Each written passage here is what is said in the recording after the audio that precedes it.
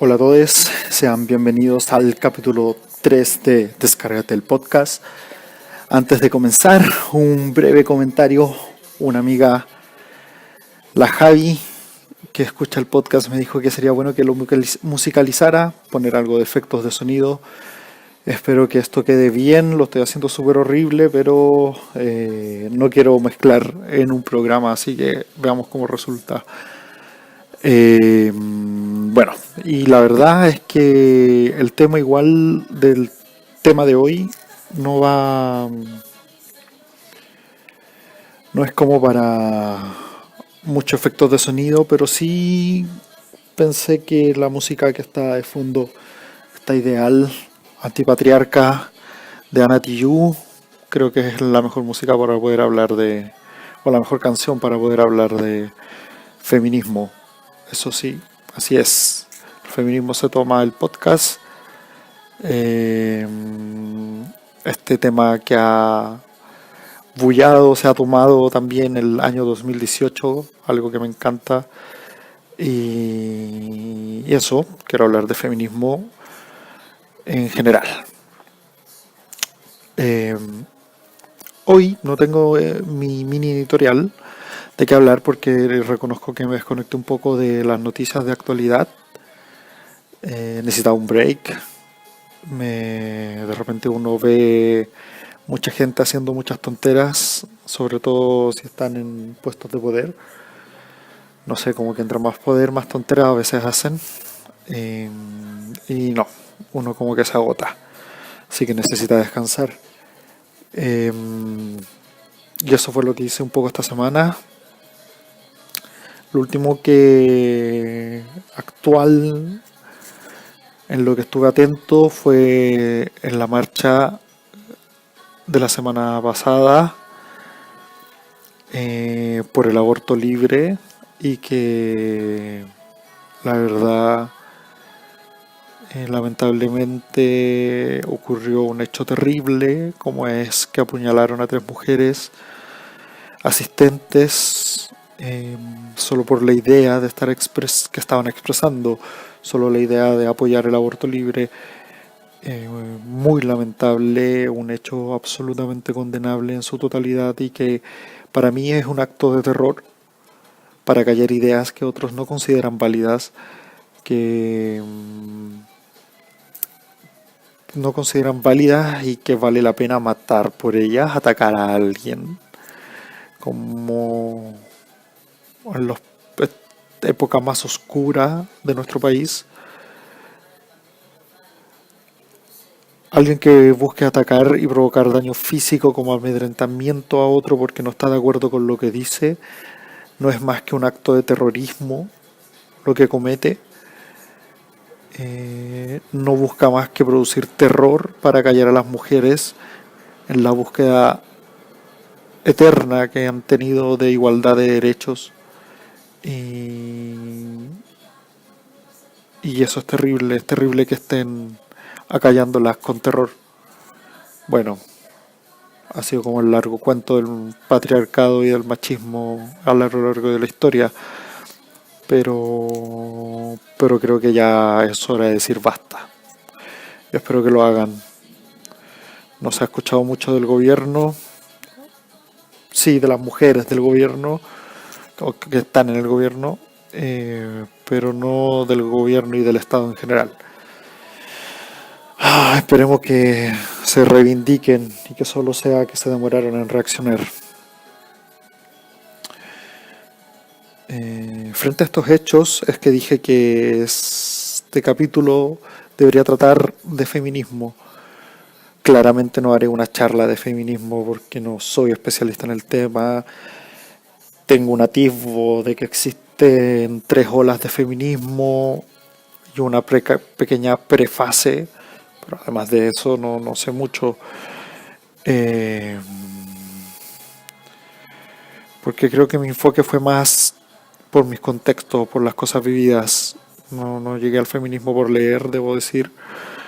No me he instruido con respecto al tema, pero eso no quiere decir que no crea en ello.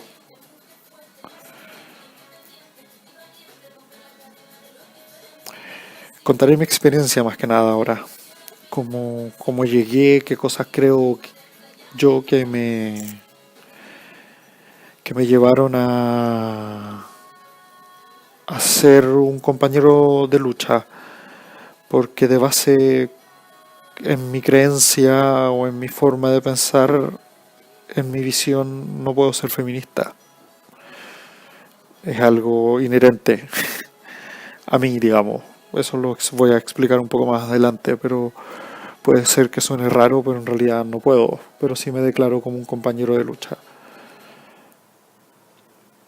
Y para comenzar, les gustaría contar un poco cómo fueron mis aproximaciones, digamos, mis contextos. Y creo que la primera visión al feminismo fue indirecta, fue las circunstancias de la vida, las circunstancias de la vida gracias a mis abuelos.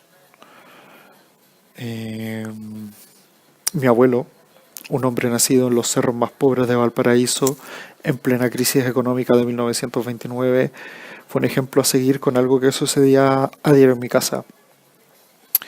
Yo me crié con ellos eh, cuando mi padre se separaron cuando era muy pequeño. Mi mamá fue a vivir con ellos y bueno, ella tenía que trabajar, pero pasó algo muy interesante cuando yo comencé a ir al colegio. Al mismo tiempo que yo entraba al colegio, mi abuelo jubiló. Y esto significó que él se transformara en la clásica figura del dueño de casa. No era una dueña de casa, era un dueño de casa. Y mi abuela, como también mi madre, trabajaban. Entonces yo veía a mi abuelo, que era la persona que nos recibía del colegio, al que veía haciendo el aseo, cocinaba, se preocupaba de la casa, eh, nos limpiaba cuando éramos chicos a mi hermano y a mí en el baño. eh, no había tarea de la casa que no hiciera. Creo que pocas veces lo vi planchar, pero sí lavaba la ropa, todo, absolutamente todo lo que se trataba de mantener una casa. De la ardua tarea que tienen las dueñas de casa y que él en esta época lo hacía mi abuelo. Y por otro lado estaba mi abuela, una persona con una personalidad y un carácter muy fuerte. Lo que ella decidía era lo que se hacía, era la proveedora de la casa absolutamente, porque la pensión de mi abuelo era mucho menor que lo que de sueldo ganaba ella. Entonces, ella decidía lo que hacíamos, ella decidía también para dónde íbamos, cómo nos divertíamos y, y bueno, también un tono de personalidad de ellos. Mi abuela, personalidad fuerte, mi abuelo lo único que quería era como estar tranquilo. Entonces en ese sentido no le costaba ceder a cómo era mi abuela. Y así me crié viendo estas dos figuras fuera de las clásicas figuras de los roles hombre-mujer, porque en este caso estaban absolutamente invertidas las tareas femeninas y de las masculinas que socialmente se hablan en en esta sociedad patriarcal, valga la redundancia. Eh, entonces ese fue un pequeño primer atisbo en la infancia. Ya más tarde en la adolescencia igual mi madre siempre presente, pero ahí influyó mucho más en esa visión progresista de ella, siempre muy liberal, siempre de hablar, sin tapujos de hablar de sexo, sin tapujos de hablar de parejas. eh,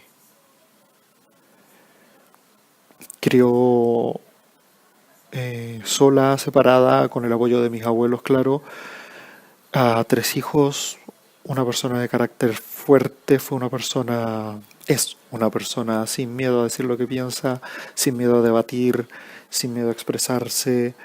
eh, Siempre lidera a los grupos eh, que exigen cosas en su trabajo. eh, no se queda callada ante la injusticia. Entonces, eh, recuerdo haber escuchado por primera vez de ella el tema de aborto, del derecho a abortar, en una conversación con una tía que era matrona también y que ella opinaba muy parecido. Era muy interesante lo que opinaban, digamos. Entonces eso también fue un pequeño acercamiento a este tema. Eh, y ella siempre nos enseñó a respetar a las personas, a nuestras parejas, a ser sincero con ellas, con ellas, y, y que el otro era un compañero, una amistad, no un objeto sexual.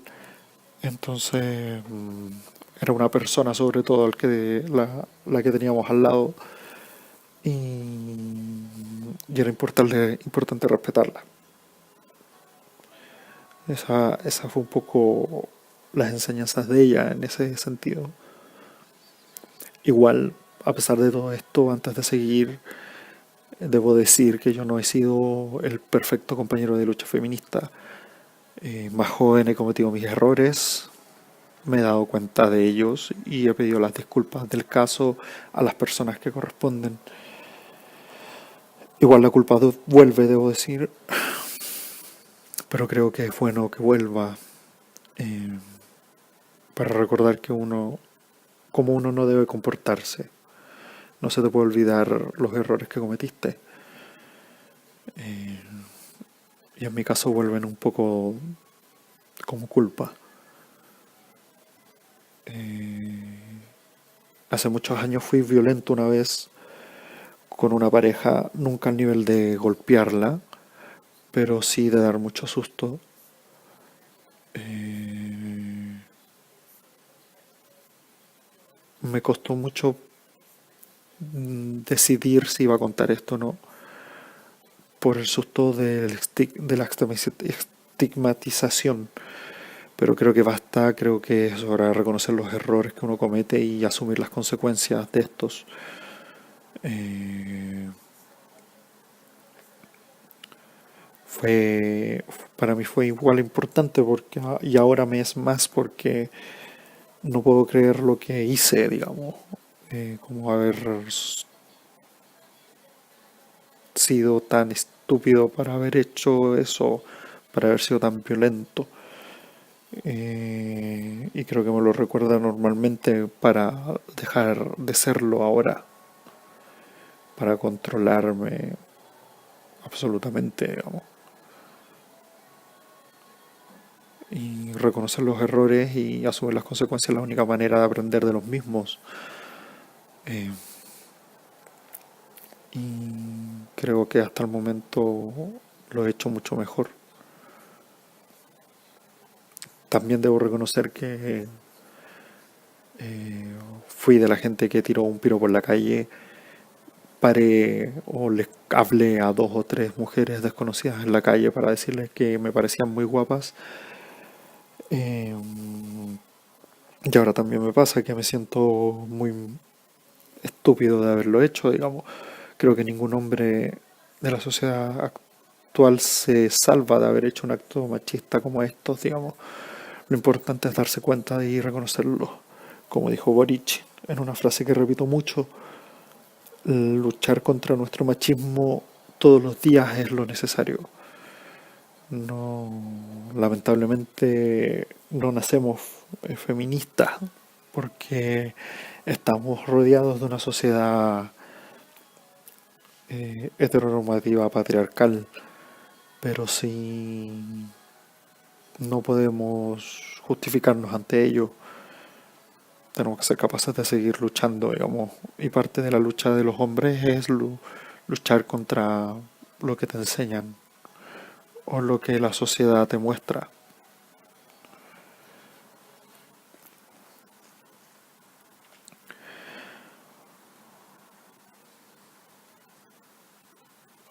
Pero claro, primero hay que reconocer que lo que haces en un acto de machismo y esa, o sea, quiero decir que lo primero que hay que reconocer es que uno hace actos de machismo y, y en esa falta, y creo que fallamos en que no reconocemos eso. No somos capaces de aceptar que cometemos errores y no somos capaces de aceptar que somos machistas. Eh, Me pasa que en conversaciones he tenido compañeros de trabajo que decían que un piropo en la calle era parte de su libertad de expresión. Extrañísimo, parte de su libertad de expresión. Era muy rara su justificación. Pero yo les consultaba de vuelta y les preguntaba que para ellos dónde quedaba el derecho de esa mujer a andar en la calle tranquila, sin que la molesten, sin que la acosen. Claro, ellos contestaban algunos que eso no era acoso, pero yo les contestaba de vuelta que ella tenía todo el derecho a andar tranquila en la calle sin que la molestasen.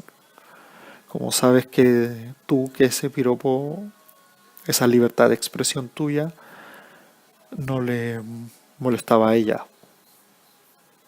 Todavía no recibo respuesta coherente ante eso.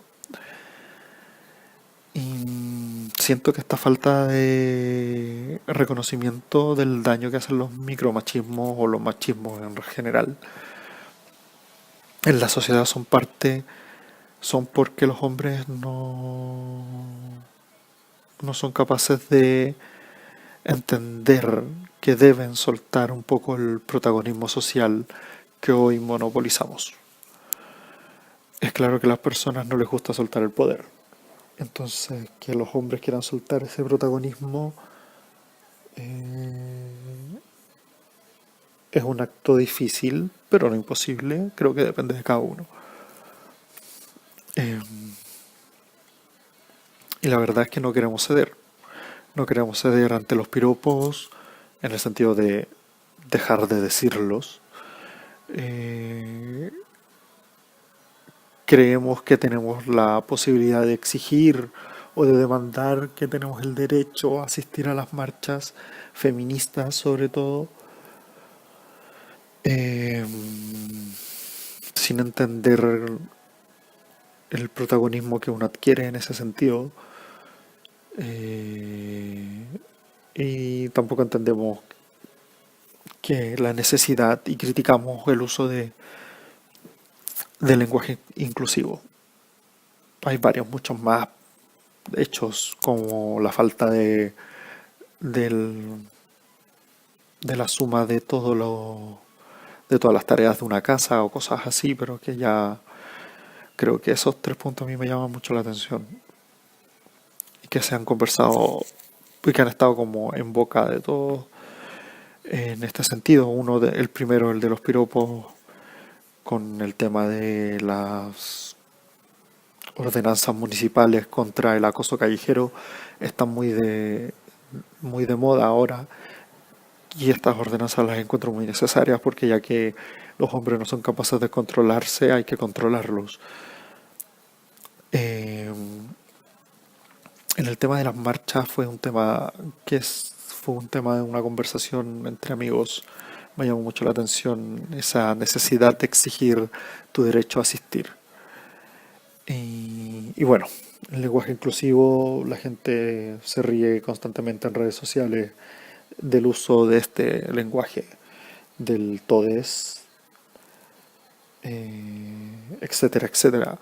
Entonces, ¿qué tanto te molesta el cambio de algo si hablas a garabatos todo el día?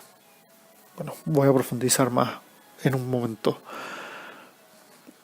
Mm, Ya hablé del piropo un poco, está más que claro que la mujer tiene el derecho, como cualquier hombre, a andar tranquila en la calle, y ese derecho no está por sobre ningún derecho a la libertad de expresión, como comentaba anteriormente. Creo que un buen ejemplo es que es como que si los blancos estadounidenses exigieran su derecho a la libertad de expresión, de tratar a los afrodescendientes estadounidenses como negros, despectivamente. Creo que el ejemplo es claro, o sea, no, yo tengo la libertad, están coartando mi libertad, dice el blanco, al yo no poder tratarlos de negros a ellos. Eh, Viejo, ¿de qué estamos hablando? Así de estúpido se ve. Sorry por plantearlo de esa forma, pero es absurdo. Eh,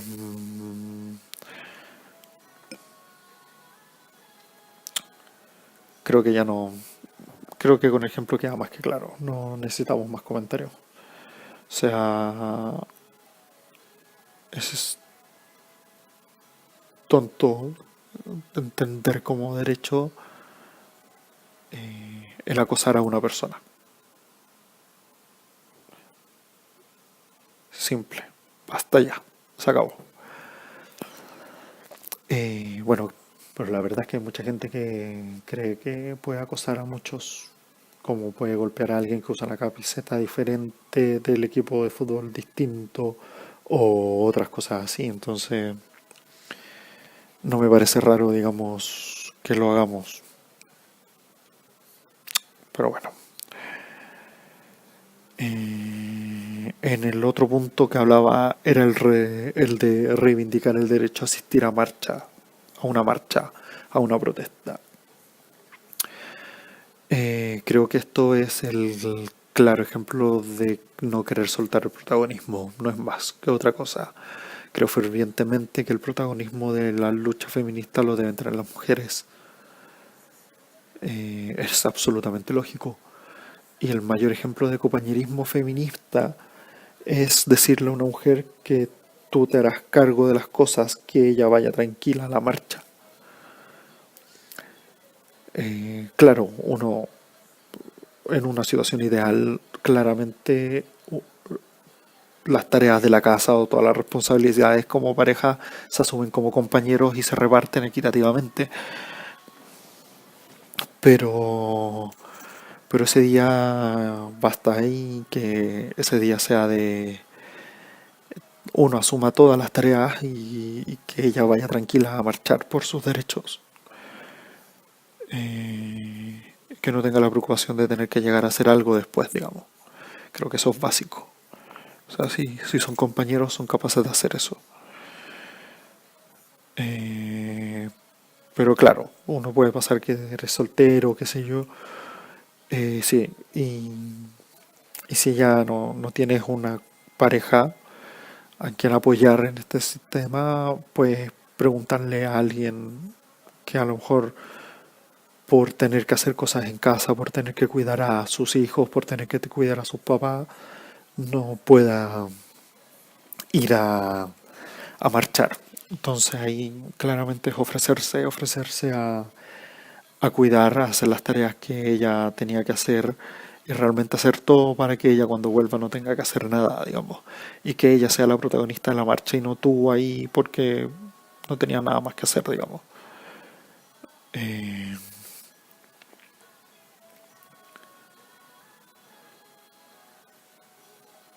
Eso es entregar el protagonismo, eso es entenderlo, digamos. Eh, pero todavía me cuesta encontrar gente que crea en eso, tanto hombres como mujeres, debo decir, no importando su orientación sexual, su estrato económico, es difícil encontrar gente que crea en estas cosas, en este punto sobre todo, de la entrega de protagonismo, como que es más importante la libertad de elegir cómo querer apoyar, más que entregarse a la causa. Y creo que ahí hay otro ejemplo que también saco de la lucha de los derechos civiles, que siento que es como lo mismo, es como que si los blancos que apoyaban a los afroamericanos en la lucha se llegaran a organizaciones donde estaban los afroamericanos preparando sus manifestaciones, sus protestas pacíficas, y llegaran ahí a monopolizar todo, como a hacer eso ellos el rostro de la campaña, el vocero de la prensa, el que lleva los carteles adelante de la marcha, todo.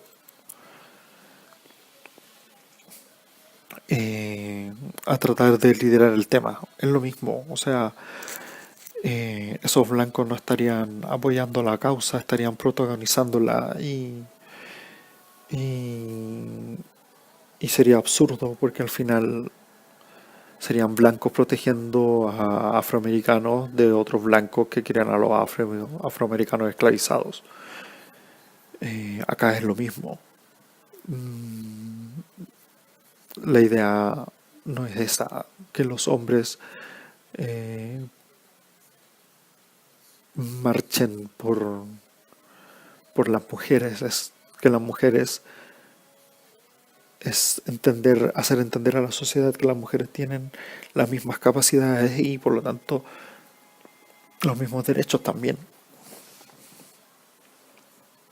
Y que eso se expresan porque eh, organizan una mega marcha. O sea, a mí me encantó cuando en una marcha llegaron los clásicos encapuchados a destrozar muchas cosas y salieron las chicas a corretearlos, algunas en torso desnudo como andaban marchando y los sacaron de ahí porque la marcha no estaba destruyendo nada, la marcha de la columna feminista no destruyó nada, sino que fueron los encapuchados de siempre y ellas, como nunca había sucedido en otras, fueron las que los sacaron de la marcha. Genial. Un claro ejemplo de que el feminismo puede hacer mejor este mundo. En relación a lo del lenguaje inclusivo, eh, muchos hablan de que es una transgresión a la gramática tradicional o qué sé yo, y a las culturas hispanohablantes, o para eso está la Real Academia Española de la Lengua, y bla bla bla bla bla bla. Creo que la creación del español es el claro ejemplo de que todas esas fundamentaciones son una bobada, una estupidez. Eh, el español en sí, y aquí me voy a poner un poco ñoño, tiene una raíz latina, viene del latín. Es una derivación del latín que hablaba la gente más pobre eh, en la zona de la península ibérica, en la zona que ahora llamamos España. Esto estamos hablando 400 años antes de Cristo, en la época de los romanos. Y por la influencia de Roma llega el latín a estas regiones que hablaban otros idiomas, celta, ibérico, vasco, qué sé yo, no sé específicamente. Y la combinación del latín con los idiomas que estaban en este territorio ya conforman otros idiomas más, digamos. El vasco, el catalán, el valenciano, portugués, francés, italiano, en los otros sectores, digamos, y hablaron castellano de la zona de Castilla, y de ahí es el español. Entonces, estos son derivaciones, derivaciones y derivaciones, una evolución natural del lenguaje. Así que no me vengan con eso de la tradición, porque es solo hablar de conservadurismo idiomático, si es que existe esa palabra, y si no la invento ahora también, para que exista. Y que el lenguaje está en constante movimiento, y el movimiento ahora y la evolución del lenguaje va a ser feminista, quieranlo o no lo quieran. Ya basta más de andar restringiendo cosas como esta. Acepten un todes, acepten un ellas, acepten las palabras que sean integrativas sin marcar género.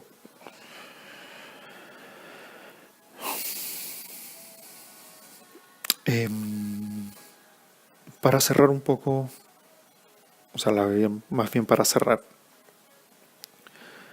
creo haber tenido la fortuna de que mis contextos me criaron con una capacidad para poder empatizar con la lucha feminista.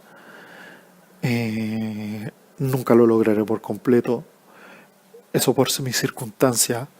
Soy un hombre heterosexual, soltero, profesional que vive en un sector oriente de Santiago.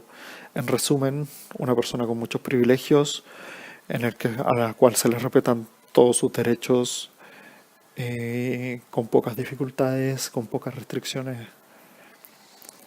Un privilegiado, casi de la élite.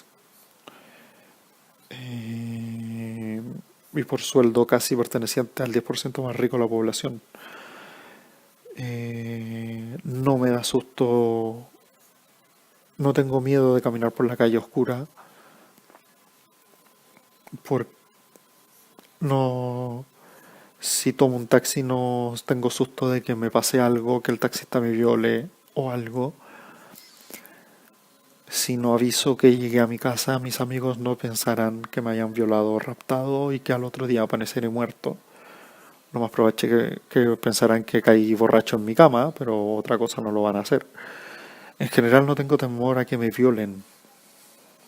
No sufro ese constante miedo.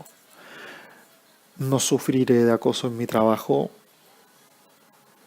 Eh, Tengo absoluto control de mi vida reproductiva. No me han acosado desde los 12 o 13 años. Eh, la gente que me rodea no va a culpar a mis hormonas de que ando molesto o que me pidan que sonría más porque así tendré pareja. Puedo andar molesto cuando quiera, las veces que quiera. Solo me preguntarán qué me pasa.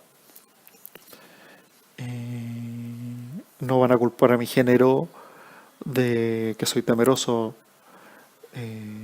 No van a decir es ñiñito, porque esa no es la palabra que usan.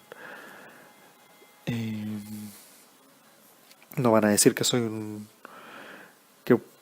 complicado. No me van a decir nazi por defender mis derechos. Creo que está claro en mi punto, ¿no? Creo que el feminismo es necesario.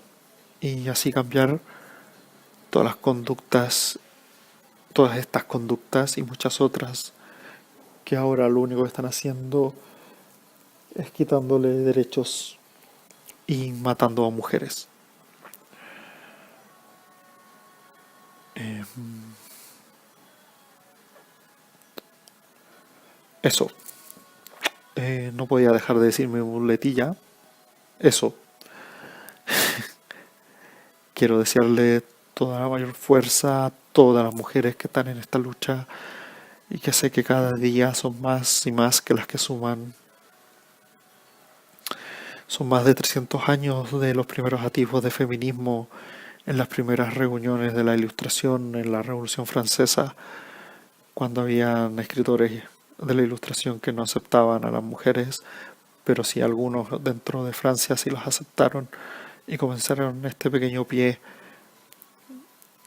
Ya de ahí a finales del siglo XIX, comenzó el siglo XX, comenzaron con la lucha por los mismos derechos legales, el derecho a voto, la misma representación, estar presente en el mundo y no solo ser algo que dependa de un hombre como un objeto,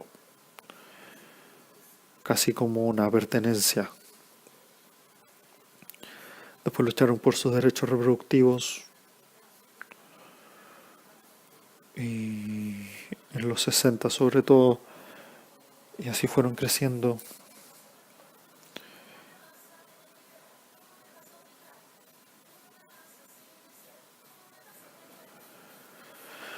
Y de ahí ya la evolución ha sido mucho mayor, cambiando más a un modelo a entender que las mujeres son mucho más diversas, son distintas, no necesitan estar aplicados a modelos de mujeres, eh, a integrar también a la lucha eh, por la transexualidad o otras tendencias sexuales también a este tema. Entonces, la lucha sigue, la lucha continúa y quiero darle las gracias porque están mejorando el mundo con esta batalla.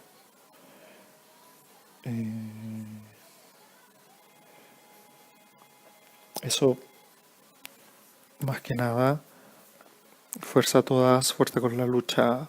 Sé que está difícil y por lo mismo no podía dejar de hablar algo de feminismo en el podcast. Gracias a todos por escucharlo y ya estaremos luego en una semana más con un nuevo programa, un nuevo capítulo. Gracias por escuchar, descárgate el podcast y nos escuchamos pronto. Chao.